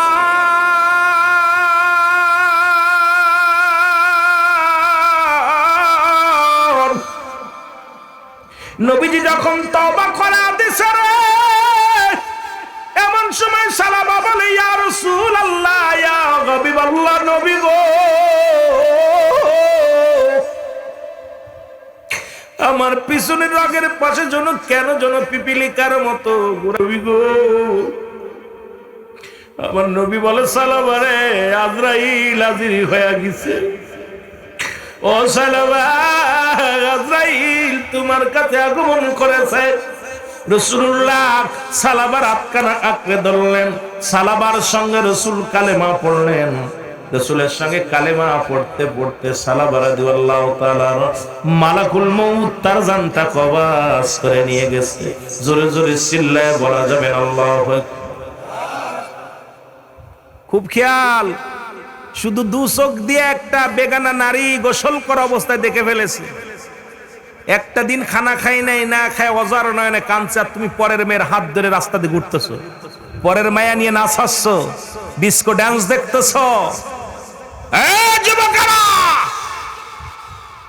আজকে আমার আল্লাহ যদি ধরে বাঁচার মতো কোনো গতি নাই। আমি আসতে পথে পয়লা বৈশাখে যা দেখলাম, নারী পুরুষ, আহা কি যে অবস্থা চলতেছে। এইটার পয়লা বৈশাখে সোহে বৈশাখ, এই বৈশাখের দিনেই কপাল পোড়া। দোয়া কর আল্লাহর কাছে, আল্লাহ ফজরের নামাজটা পড়ে আল্লাহ বাংলাদেশের মানুষ বাংলা মাস পহিলা বৈশাখ, আল্লাহ সারা বছর জন্য আমাকে সুখে শান্তিতে রাখো। আল্লাহ তুমি বালা মুসিবত দূর করে দিও। আল্লাহ আমার গজব থেকে বাঁচাইও। আল্লাহ আমার কোরআন পড়ার তৌফিক দিও, নামাজ পড়ার তৌফিক দিও। কপাল পোড়া তা না বইলা ঢং ঢং দিয়া ঘুরতেছিস, আর এইটার যারা সমর্থন করে তারা মুসলমান বলে দাবি করে।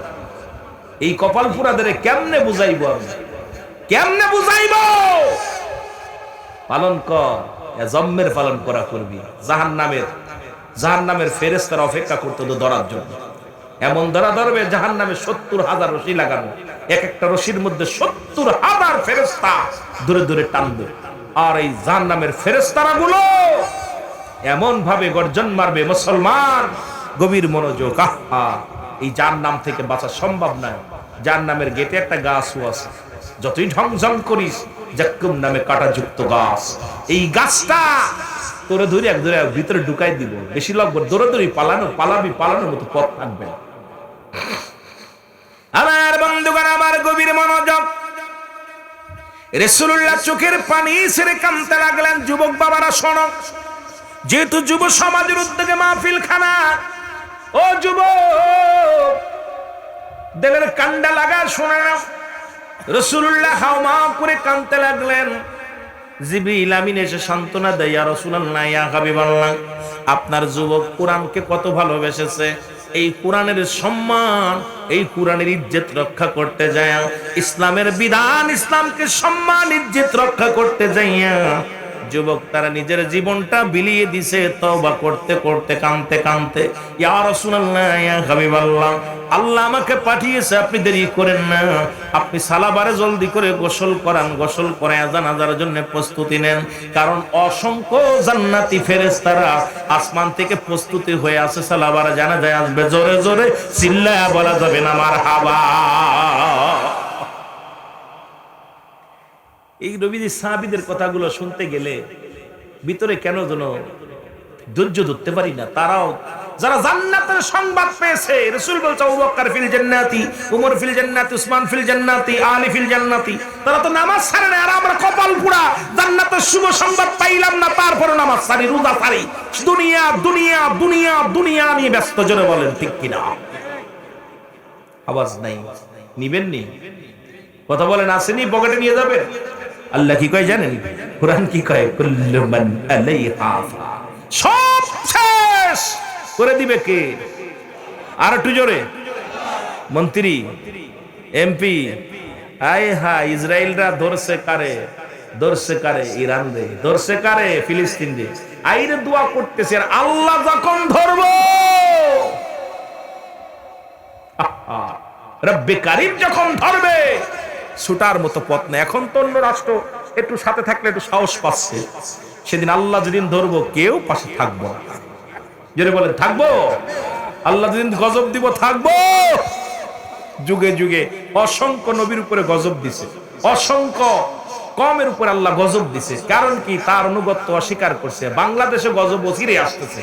কারণ বুঝা, আমি বলে যাই, আজকে আপনাদের সামনে বলে গেলাম, বেশি দিন দেরি নাই, লোহার মইডালা হবে দেশের উপরে, লোহার মইডালা হবে, অসুরি অসুরি খাবে, মানুষ মানুষের লাশের উপর দিয়ে হাঁটবে। ভালো করে লিখে নেন, আমি সিদ্দিকী সাহেব বলে গেলাম। কারণ রাজনীতির যে অবস্থা, দেশের যে অবস্থা, দেশের প্রতিটা মানুষ এই চেয়ারের জন্য পাগল। তারা দেশের ভাবে না, সবাই চেয়ারের চিন্তা। জোরে বলেন ঠিক কিনা? কারণ ওরা মানুষকে মেরে, মানুষকে হত্যা করে হলেও ক্ষমতা ক্ষমতা চেয়ার দরকার। এই মানুষগুলো দেখবেন, আমি লিখে নেন ভালো করে, যে সিদ্দিকী সাহেব এই মহল্লায় এসে বলে গেছে রক্তের বন্যা হবে, ওই কাশ্মীর মুসলমানদের দখলে আসবে। কারণ কিয়ামতের যে আলামত গুলো আমি গুনাহগার ওয়াজ করেছি, সবগুলো এখন আমাদের ভিতরে দেখতে। জোরে বলেন ঠিক কিনা? অবস্থা খুব শোচনীয়। কি বলেন? সব শেষ কিনা? আরো জোরে বলেন, শেষ কিনা? আমার কথাগুলো একটু খেয়াল করবেন, বসে বসে বসে বসে একটু খেয়াল করবেন। সিদ্দিকী সাহেব বলে গেল কথাগুলো কত দূর সত্য, আপনার বিবেক বলে দিবে। এই জন্য অ্যারিস্টটল, সক্রেটিস বইলা খাফার বলছে, নো দাইসাল, নিজেকে নিজে চিনতে হবে, মান আরাফান নফস, নিজের নফসকে চিনতে হবে, কলবুস সালিম, আত্মাটাকে প্রসিদ্ধ করতে হবে। এখন আমি আপনি কেউ আমাকে নিয়ে ব্যস্ত না, খালি অন্যকে নিয়ে ব্যস্ত। ঠিক না? ঠিক না? খালি অন্যকে নিয়ে ব্যস্ত। একটু মহব্বতের সঙ্গে দুরূদ শরীফ পড়ুন। আল্লাহুম্মা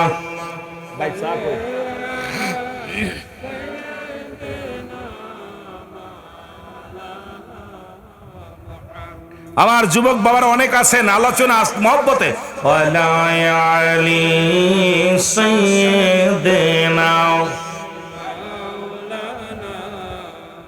এ দুনিয়ার মুসলমান,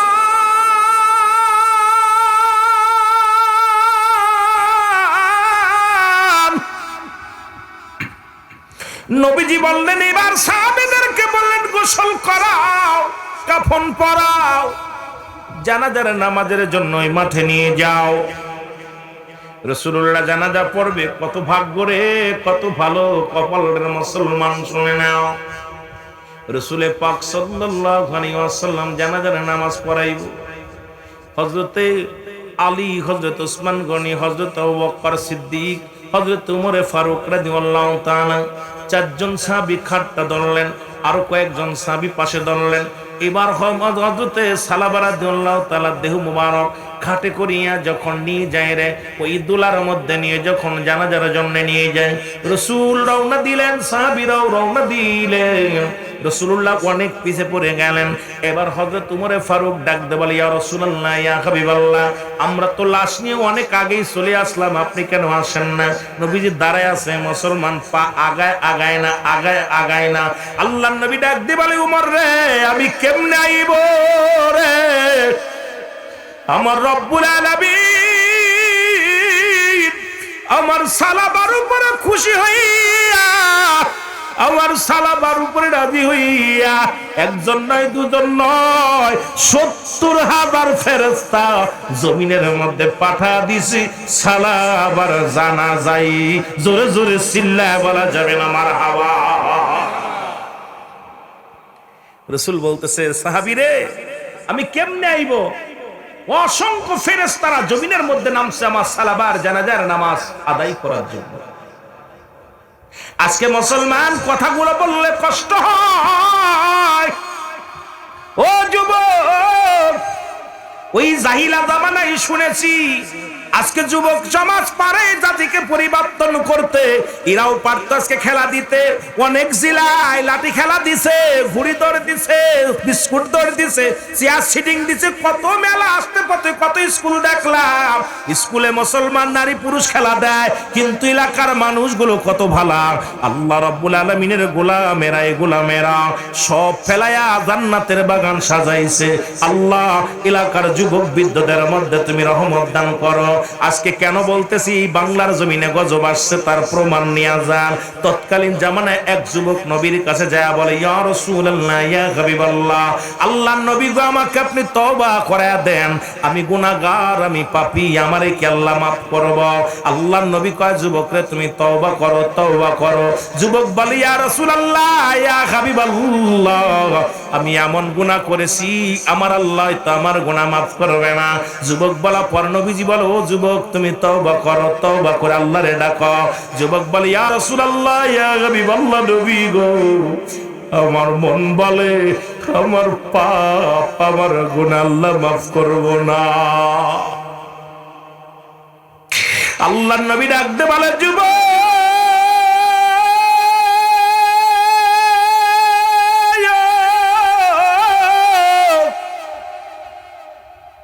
পৃথিবীর মধ্যে তুমি এমন কি গুনাহ করেছো রে যে গুনাহ আমার আল্লাহ মাফ করব না?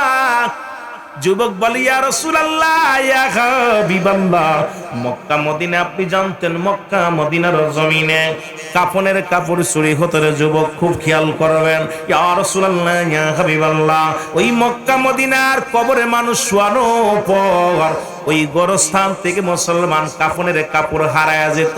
ইয়া রাসূলুল্লাহ, ইয়া হাবিবাল্লাহ, ওই কাফনের কাপড় দুনিয়ার কেউ চুরি করে না, আমি সেই চোর। ইয়া রাসূলুল্লাহ, আমি ওই কাফনের কাপড়গুলো চুরি করতাম। আল্লাহর নবী কয় যুবক, দুনিয়ার মধ্যে কি অন্য কোনো কাজ পাও নাই? দুনিয়ার মধ্যে কি অন্য কোনো কর্ম পাও নাই? তুমি মরা মানুষের 3 টুকরা সম্বল, 5 টুকরা সম্বল, এটা তুমি চুরি করলা, এই কি কাজ করলা রে যুবক? এত বড় অপরাধ করলা। যুবক বলে ইয়া রাসূলুল্লাহ, আমাকে কি আল্লাহ মাফ করব? আমার নবী কয় যুবকরে তওবা কর, তওবা কর, তওবাকারী আল্লাহ ভালোবাসে, তওবা কর। যুবক বলে ইয়া রাসূলুল্লাহ, ইয়া হাবিবাল্লাহ, আমি এত পাপ করেছি, এই পাপ মনে হয় আমার আল্লাহ ক্ষমা করব না। আল্লাহর নবী বলে যুবক রে, এত বড় পাপ কি করছো বলো? যুবক বলে ইয়া রাসূলুল্লাহ, ইয়া হাবিবাল্লাহ, অনেকদিন যাবত মক্কা মদিনায় কোনো মানুষও মরে না, আমারও ব্যবসা ভালো না, আমিও চুরি করতে পারি না। অনেকদিন যাবত মক্কা মদিনায় কোনো মানুষের ইন্তেকাল হয় না, কবরেও নেয় না, কাফনের কাপড় চুরি করতে পারি না। অনেকদিন পরে এই জমিনের মধ্যে সুন্দরী এক নারী মারা গেল। ইয়া রাসূলুল্লাহ, ইয়া হাবিবাল্লাহ, ওই ব্যক্তির ও নবী, ওই মহিলা একটা সতী সাথে সুন্দর নারী মারা গেল, বড় লোকের দুলালি। ও যখন মারা গেল ওর কাপড় জানাজায় আমি নিজেই শরীক হয়েছিলাম। জানাজারে নামাজ শেষ হলো, সব মানুষ যখন বাড়ি চলে গেল, আমিও অপেক্ষা আছি কখন রাত নামবে। যখন রাত নির্জন হয়ে গেল নবী গো, ও নবী, তখন আমি গুটি গুটি পায়ে গোরস্থানে রওনা দিলাম। আইয়া গোরস্থানের মাটিগুলো খুঁড়লাম, মাটিগুলো খুঁড়িয়া যখন কাপনের কাপড়টা টান দে খুইলা নিলাম। ইয়া রাসূলুল্লাহ, ইয়া হাবিবাল্লাহ, ওই কাপনের কাপড় যখন খুইলা নিছি, নিয়া পর কে যেন আমার ভিতর থেকে বলে ও যুবক, সারা জীবন কাপনের কাপড় চুরি করলা, যার কবরে ঢুকছে একবার তাকায়া দেখ, পৃথিবীর শ্রেষ্ঠ সুন্দরী নারী। অন্যায় কর, অন্যায় কর, কেউ দেখবে না, কেউ বলবে না, কেউ তোরে বাধা দিবে না। ইয়া রাসূলুল্লাহ, ইয়া হাবিবাল্লাহ, ওই নারীটার মুখের দিকে যখন তাকাইলাম, আজকে যে সুন্দরী নারী আইনা ডায়াসে বসায় বসায় গল্প করা, ডায়াসে ড্যান্স করার, নাচান, এই যুবকগুলো হা করে খেয়ে ফেলে। জোরে বলেন ঠিক কিনা? গভীর মনোযোগ, ও যুবতী যুবকেরা শোনো, যদিও অনেকের ভিতরে লাগবে, কষ্ট লাগবে, কথাগুলো বললে কষ্ট লাগবে, তবুও বলতে হবে, কারণ মরতে হবে, ঠিক কিনা? এই কথা বলেন না কেন? মরতে হবে না? আমার বাজানেরা ডাকতে বলি ইয়া রাসূলুল্লাহ, ইয়া হাবিবাল্লাহ, এইবার আমি ওই যুবতীর চেহারা দেইকা পাগল হয়ে গেলাম। সঙ্গে সঙ্গে তার সঙ্গে অন্যায় করা শুরু করলাম, জিনায় লিপ্ত হয়ে গেলাম। এ তো শুনেছি মক্কা মদিনায় তৎকালীন জামানায়, যেখানে বাংলাদেশে ভালো করে লেখে নেন, যদি মিথ্যা হয় আমার জিহ্বা কেটে নিবেন, এখানে যে শাস্তি দিবেন মেনে নিব। বাংলাদেশে যেখানে ঢাকা মেডিকেল কলেজ হাসপাতালে মুসলমান মারা যায়, গলায় দড়ি নিয়ে মারা যায়, মর্গে নিয়ে পরীক্ষা করা হয়, রেপ করেছে রে মুসলমান, মারা যায় অ্যাক্সিডেন্ট করে মর্গে যায় মুসলমান, রেপের পালামত। এইবার ডাক্তাররা বড় প্রেশানিত হয়ে গেল, যে দেশে ও যুবক শোনো, এইবার ঢাকা মেডিকেল কলেজের মর্গের যিনি মুসলমান ডোম, তাকে ধরে আনা হলো, যখন রিমান্ডে নেওয়া হলো, উনি বললেন একজন নয়, দুজন নয়, আজ থেকে 2 থেকে 300 নারী, যত কম বয়সী নারী যারা ইন্তেকাল করে অ্যাক্সিডেন্ট করে গলায় ধরে নিয়ে বিষ খাইয়া, আগে লাশ কাটার আগে তার সঙ্গে জিনা করে নি। যে দেশে মুসলিম রাষ্ট্র বাংলাদেশের 82% মুসলমান, যে দেশে লাশ কাটা করে বাংলাদেশে, যেখানে ঢাকা মেডিকেল কলেজ হাসপাতালে, যেখানে মর্গে জিনা হয়, আর বড় বড় ওয়াজ করো আর বড় বড় ফতোয়া দাও, মসজিদে বয়া বড় বড় বায়ান দাও। এরে মুসলমান, এই বায়ান দিয়ে হবে কি? এই ক্ষমতা দিয়ে হবে কি? ক্ষমতার লোভে ও কাইসা লাভ কি? যে দেশে মরেও শান্তি নাই, মরার পরও জিনা হয়, যে দেশে মর্গে জিনা হয়, সেই দেশের নাম হলো আমার বাংলাদেশ। আজকে বড় বড় ফতোয়া দাও, কই থেকে পাও? যদি মিথ্যা বলি জিব্বাটা কেটে নেবেন। মুসলমান শুনে নেন, ওই না কোথায় মুসলমান, গভীর মনোযোগ, চট্টগ্রাম মেডিকেল কলেজ হাসপাতালে একই চিত্র ধরা পড়লো। যখন মর্গে নিয়ে, যখন ডমকে নিয়ে ধরে রিমান্ডে দেওয়া হলো, উনি বললেন আজ থেকে কত সময় আমি যে রেপ করেছি তার মনে নাই। যত অল্প বয়সী নারী গলায় ধরে নিয়ে বিষ খাইয়া অ্যাক্সিডেন্ট হইয়া মারা যায়, তাদেরকে কাটার আগে, তাদেরকে কি করি, পোস্টমর্টম করার আগেই তাদের সঙ্গে আগে রেপ করে নি, জিনা করে নি। আরে যে দেশে বাংলাদেশে 92% মুসলমান, এত পিসাব, এত খানকায়, এত আলেম, এত ইমাম, সেই দেশে মর্গে যদি জিনা হয়, সেই দেশের উপরে লাশ পড়ে থাকবে, সেই দেশের উপরে মানুষ কুকুর শেল লাশ খাবে। এই দেশের মানুষ, মুসলমান গভীর মনোযোগ, এই দেশের মানুষ কেউ কথা বলবে না, শুধু দেখবে আর ক্ষমতার চিন্তা করবে, খালি গদির দরকার, গদির দরকার। নবী বলছে বালহুয়া কিলাব, আমার কথা নয়, নবীর কথা, কোরআনের কথা শুনে নাও, হাদিসের কথা। নবী বলছে বালহুয়া কিলাব, এই দেশ, এই দুনিয়াটা হলো পচা দুর্গন্ধ মরি। মানুষের চরিত্র হলো কুকুরের চরিত্র। কুকুর যেমন মরি পাইলে খুশি হয়, সে জামানার মানুষগুলো সম্পদ পাইলে খুশি হবে। এখন খালি চেয়ার পাইলেই খুশি, সেটা যেভাবে আসুক সেটাই ভালো। জোরে বলেন ঠিক কিনা? ওলামা একরাম আছে, রাসূল বলছে বাল্লুহা কিলাব, এই দুনিয়াটা পচা দুর্গন্ধ মরি, মানুষের চরিত্র কুকুরের চরিত্র। এ যুবকেরা, শুনেছিলানি 2 বছর আগের কাহিনী, যে দেশে মর্গে জিনা হয়, ওর এইটা আমেরিকা হলে মেনে নিতাম, ভারতে হলে মেনে নিতাম, শ্রীলঙ্কায় হলে মেনে নিতাম। আমার সোনার বাংলায় 82% মুসলমান, আমার সোনার বাংলায় অসংখ্য খানকায়, অসংখ্য পীর, অসংখ্য মুজাহিদ, অসংখ্য উলামা ইকরাম। সেই দেশে যেখানে জিনা হয় মর্গে, এর সেইতে কষ্ট আর থাকতে পারে না। জোরে বলেন ঠিক কিনা?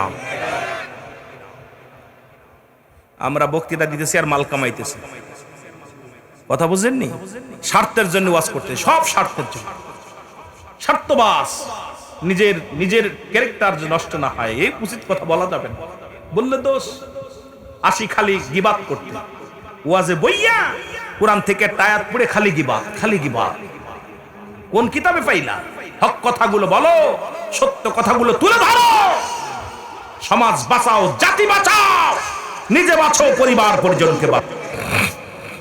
বর্তমান যে সমস্ত ওয়াজ, যদিও আমি আগেই বলেছি বাবা আমি এত বড় আলেম না, এত বিজ্ঞ ওলামা ইকরাম যে ওয়াজ করতেছে, আমার মন বলে ওই আমরা যখন ছোটবেলা মসজিদ ছিল কাঁচা, মানুষের ঈমান ছিল পাকা, এখন মসজিদ হইছে পাকা, মানুষের ঈমান একেবারেই ফাঁকা।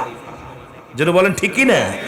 আমাদের মাগুরার একটা লোক ভাষায় বলে, উপরে ফিটফাট তলে নাকি সদরঘাট। কথা বুঝেননি? ভাষাটা আমাদের মাগুরা জেলায় বলে, উপরে ফিটফাট তলে হলো সদরঘাট, বলে নাকি? মার হাওয়া, তাহলে তো আপনাদের সঙ্গে মিলাই গেছি। তা আমরা উপরে খুব সিয়ারার ভিতর সিয়ারা সুরত দেখাইতেছি, আহা ভিতরে একদম সব ক্লিয়ার। সুদের ভিতর, ঘুষের ভিতর, জিনার ভিতর, বেবিচারের ভিতরে কি যে অবস্থা, এই যে সমাজে, যদি বলেন এর থেকে বাঁচা কি সম্ভব? এই রে মানুষ শুধু বেহুশ দুনিয়ার পিছে, কি জবাব দিবি রে তুই আল্লাহর কাছে? বলেন কি জবাব দিবি রে তুই? একটু মহব্বতে বলেন, এই রে মানুষ শুধু বেহুশ, এই রে মানুষ দুনিয়ার পিছে, কি জবাব দিবি রে তুই আল্লাহর কাছে? বলেন কি জবাব দিবি? আহা, জবাব দেওয়ার মতো কোন উপায় থাকবে না। যাররা যাররা ব্যবহার, যাররা যাররা হিসাব হবে। আল্লাহর নবী বলে, যুবক মনে আসেনি দূর হয়ে যা, আমার সামনে থেকে দূর হয়ে যা। যুবক বলে ইয়া রাসূলুল্লাহ, ইয়া হাবিবাল্লাহ, নবী গো, যখন আমি এই জিনা করে যখন কবর থেকে লাফ মেরে উঠলাম কাপড়ের কাপড় নিয়ে, সঙ্গে সঙ্গে ভিতর থেকে কে যেন একটা আওয়াজ শুনতে পাইলাম, ডাক দে বলে, যুবক রে, আজকে তুমি আমার সামনে অন্যায় করলা, আমি আল্লাহর আদালতে মামলা দিলাম, আমি আল্লাহর আদালতে মামলা দিলাম, আল্লাহ তোমাকে যেন না ছাড়ে, কারণ তোমাকে একদিন কবরে আসতে হবে। আমি অসহায় নারী, বাধা দিতে পারলাম না, আমি অসহায় নারী, আজকে কবরে তোমার বাধা দিতে পারলাম না, তুমি আমার সামনে অন্যায় করলা, রব্বি করিমের আদালতে আমি মামলা দিলাম, আমার আল্লাহ যেন কোনোদিন তোমারে ক্ষমা করে না। ইয়া রাসূলুল্লাহ, আমি এরপরে বাড়ি গেলাম, বাড়ি যা যখন আমি গোসল করিয়া খানা খাইলাম, নবী গো, ইয়া রাসূলুল্লাহ, আমি ঘুমাইতে পারি না, এরপরে খাইতে পারি না, ওই আওয়াজটা বারে বারে আমার কানে এসে লাগে, যুবক রে, তোমার কবরে আসা লাগবে, এই কবর তোমারে ছাড়বে না, আমি আল্লাহর আদালতে মামলা দিলাম। ইয়া রাসূলুল্লাহ, ইয়া হাবিবাল্লাহ, এই অবস্থায় আমারে কি আমার আল্লাহ মাফ করবো না? আমার নবী কয়, যুবক তুমি দূর হয়ে যাও, যুবক দূর হয়ে যাও, আমার সামনে থেকে দূর হয়ে যা। নবীজি দূর করে দিলেন, কাঁদতে কাঁদতে রে যুবক 40টা দিন, একদিন নয়, দুদিন নয়, 40টা দিন অজানে কান্দে, গাছের লতা পাতা খায় আর কান্দার বলে, রব্বি কারীম, তুমি ইউনূস নবীরে করছো গো দয়া, মাছের পেটে গো আল্লাহ, মাছের পেটে আমারে নি করবা দয়া গো আল্লাহ, ই গুনাহ হতে মাফ হতে গো আল্লাহ, আমারে নি করবা তুমি ক্ষমা, তুমি মুসা নবীরে করছো গো দয়া, ওই তোর পাহাড়ে উঠাইয়া আমারে নি করবা দয়া,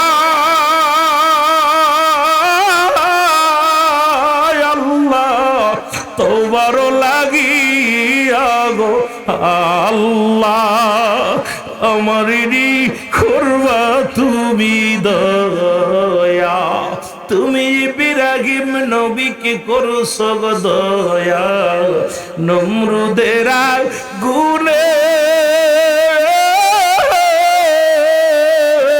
গো আল্লাহ, আমারে নি করবা দয়া,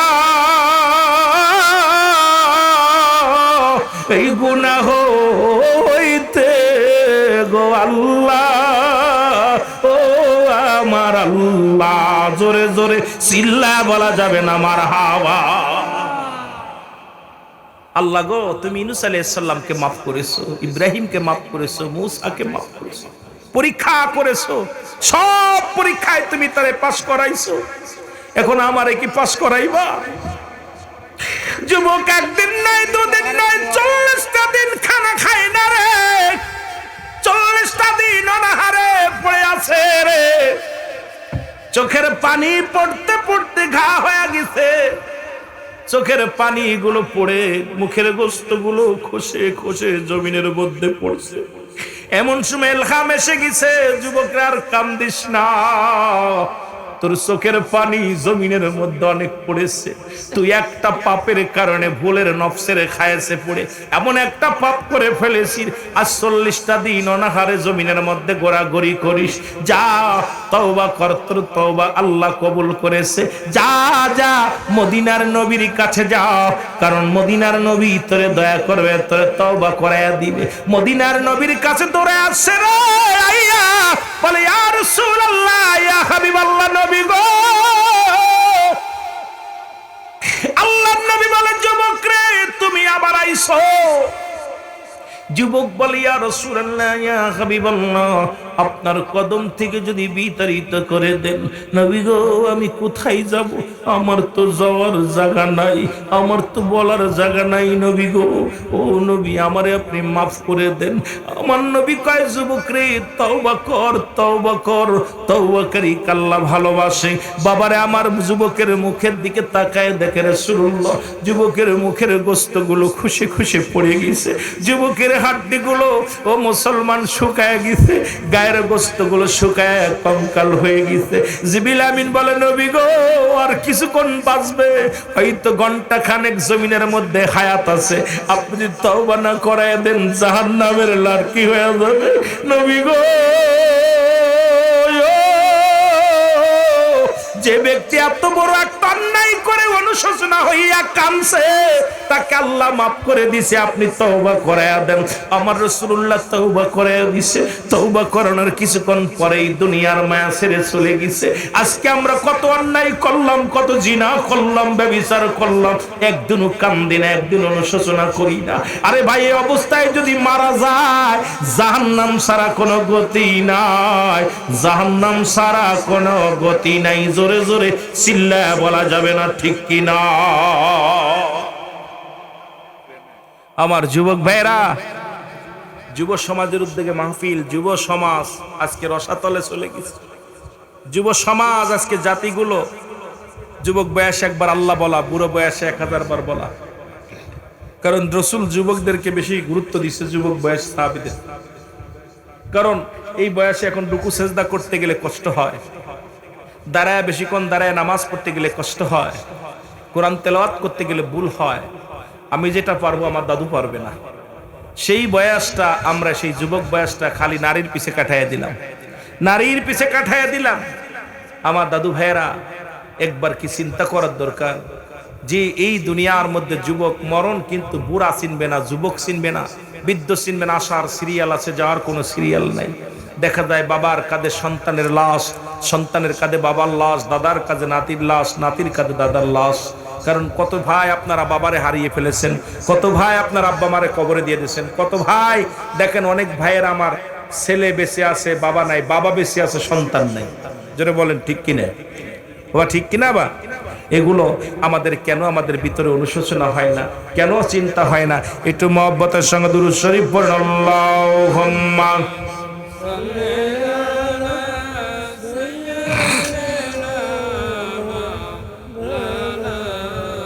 ওয়াদায়ালি সাইয়্যিদিনা, আরো জোরে বলেন আল্লাহুম্মা।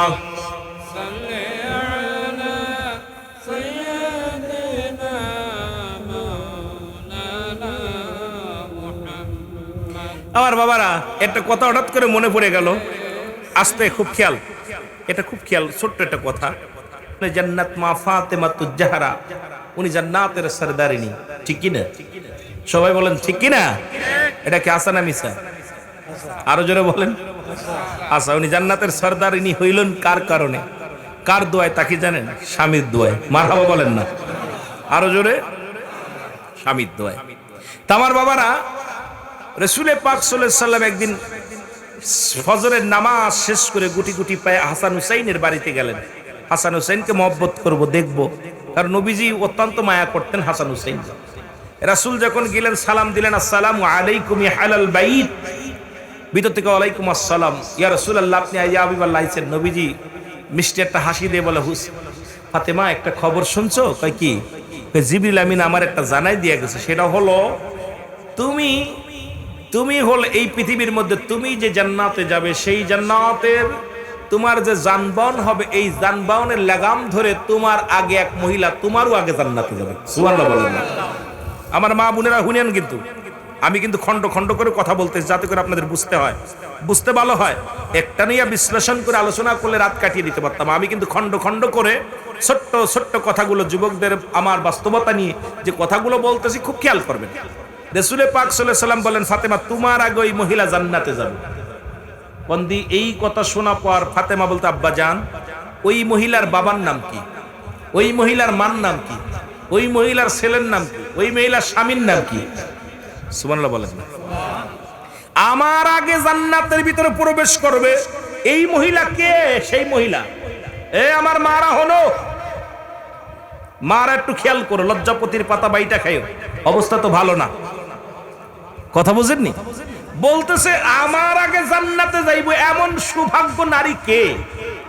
রাসূল বললেন, তোমার বাবার মতো এত মর্যাদাবান বাবা না, তোমার স্বামীর মতো এত মর্যাদাপূর্ণ স্বামী না, তোমার কলিজার টুকরা সন্তানের মতো এত মর্যাদা সন্তান তার না, এই পৃথিবীর মধ্যে তোমার মতো এত ভাগ্যবতী মহিলা না।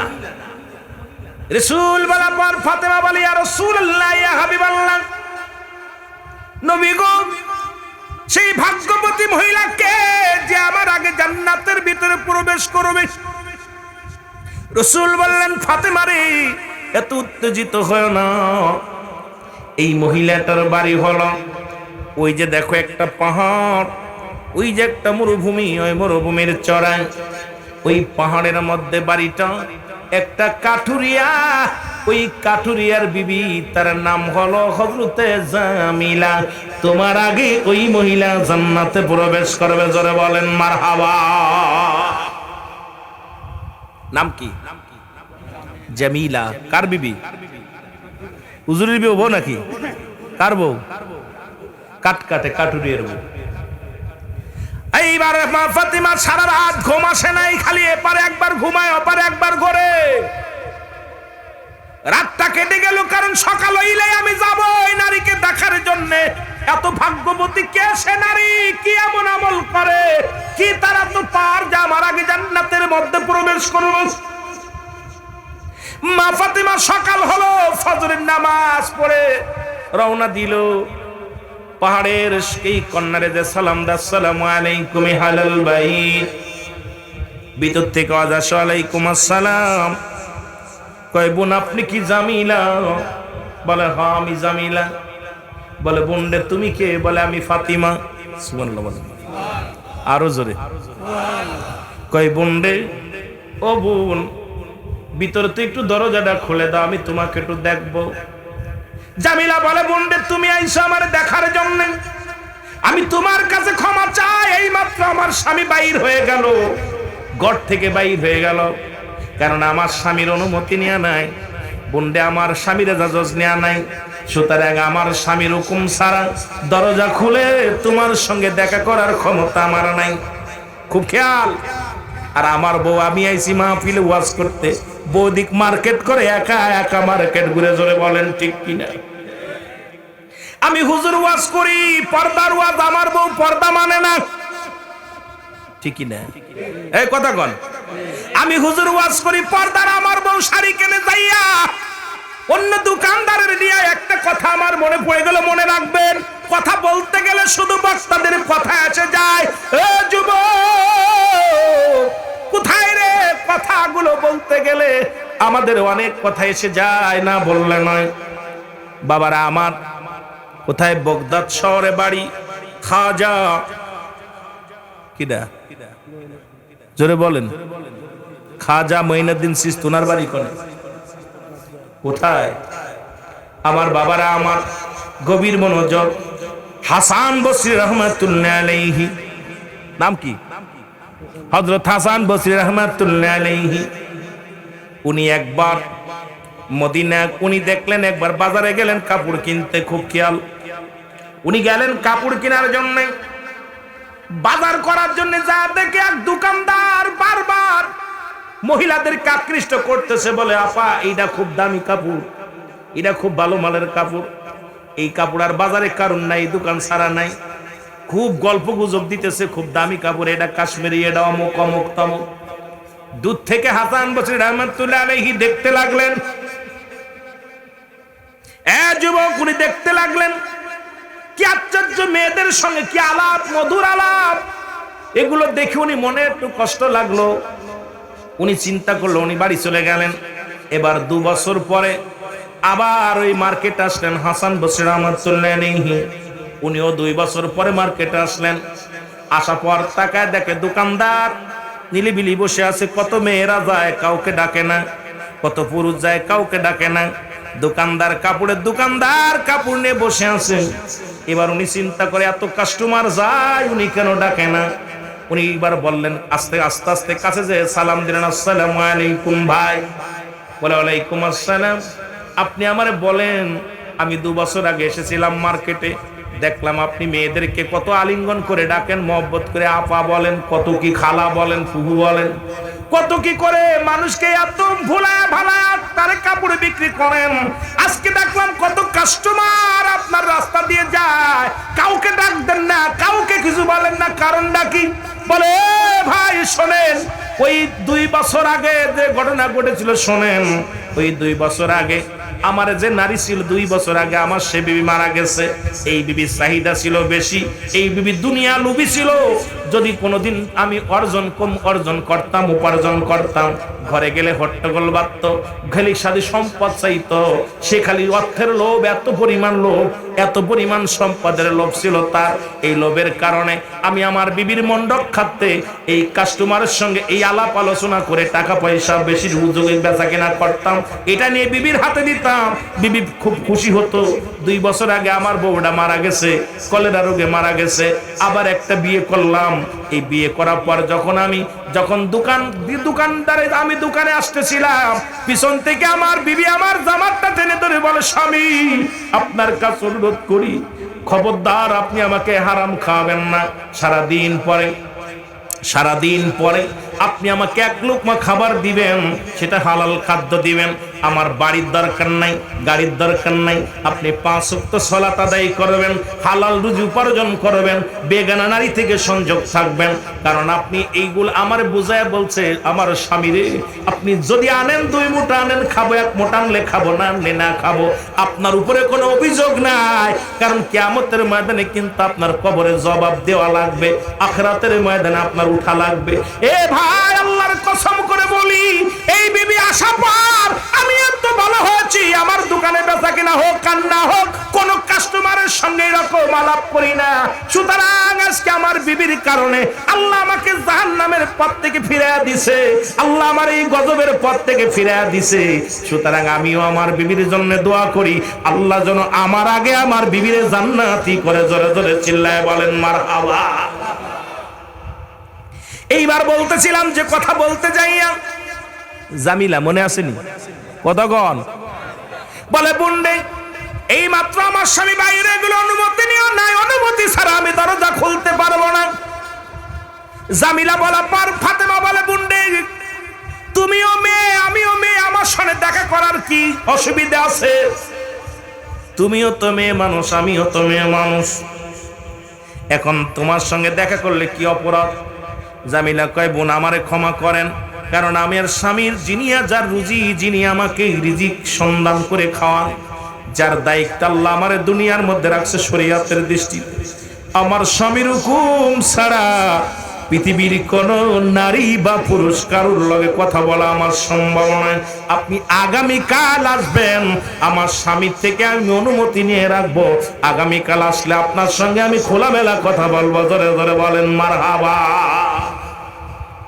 ফাতেমা চিন্তা করে, কি মেয়ের লগে আমাদের বুনিরা কি করতে দেখছেন? অনুমতি লাগে না, মঞ্চে এসে লাভ দুটো করে।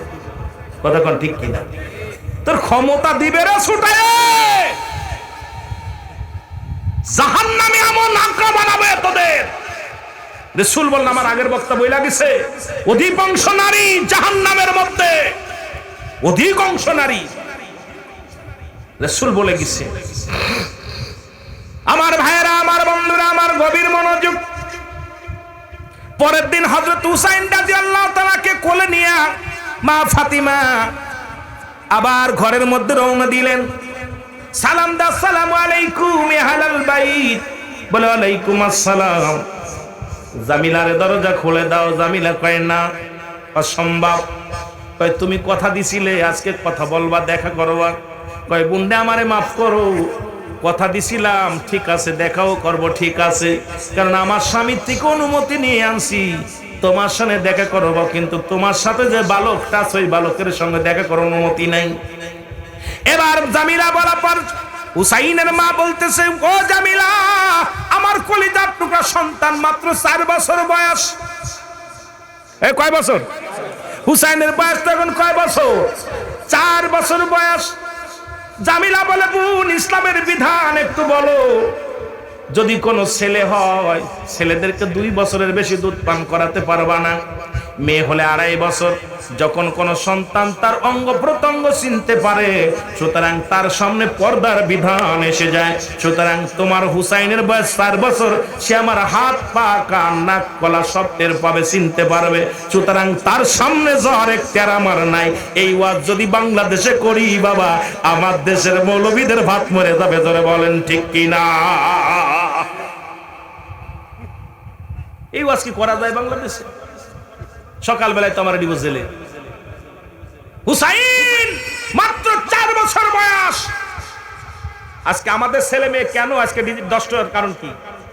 ছেলে মেয়ে একই ল্যাপের ভিতরে শুচ্ছে, বাপ মা আনন্দ মারতেছে, ও দেখতেছে সব। ছেলে মেয়ে কি বাপ মা হাসাহাসি করে, ও শেখে। ও ক্লাস 6-এ পড়ে কা বিয়ে করবো, তো হুজুর দোয়া করেন ছেলেটা নষ্ট হয়ে গেছে।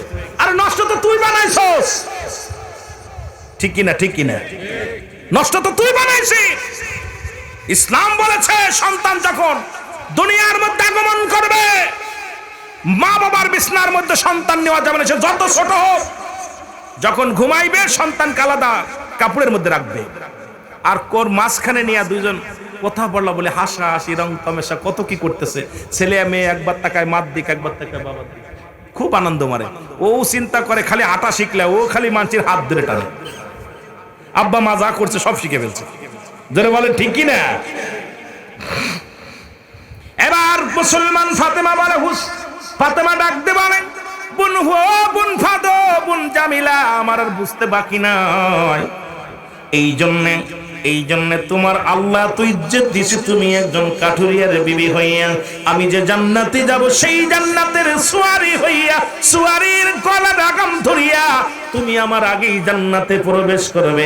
কারণ এত মর্যাদার আসন আল্লাহ তোমারে দান করেছে। কারণ ইসলামের বিধান, পর্দার বিধান তুমি এত সুন্দরভাবে মানো, যা মানার কারণে তোমার মতো এমন একজন সতী সাথী আদর্শবান নারী নিয়ে আমি জান্নাতের মধ্যে থাকবো। আমি ফাতিমা গর্বিত। জোরে জোরে বলেন মারহাবা। আরে বড় বড় বুড়ো বুড়ো সাল মেয়ে হাত ধরে টানাটানি করে, তাহলে এদের বিধান কি আসলো? আমার বুঝি আসে না, এদের বিধান কোথায় আসলো? এ আমার ভাইরা, আমার বন্ধুরা, এই জন্য আমি মা বোনদেরকে বলে যাই, আমার মারা শোনো, ইসলামের বিধান মানো, ইসলামের নিয়ম মানো। রাসূল পাক সাল্লাল্লাহু আলাইহি সাল্লামের কাছে 2 জন অন্ধ সাহাবী আসলেন। কি আসলেন? অন্ধ সাহাবী আসলেন। রাসূল বিবিদেরকে বললেন, তোমরা ভিতরে যাও। রাসূল বললেন, তুমি ভিতরে যাও। বিবিরা বল, হুজুর ওরা তো অন্ধ, চোখই দেখে না। রাসূল বললেন, তুমি দেখ, তারা তো দেখে না, তোমরা তো দেখো। সুতরাং অন্ধর সামনে পর্দার বিধান, এই বিধান আজকে ইসলামের বিধান কেন মানবেন না? যেহেতু 82% মুসলমান বাংলাদেশে, আপনি মানবেন না চলে যান ভারতে, মানবেন না চলে যান ইন্ডিয়ায়, মানবেন না চলে যান আমেরিকায়। ইসলাম মানবেন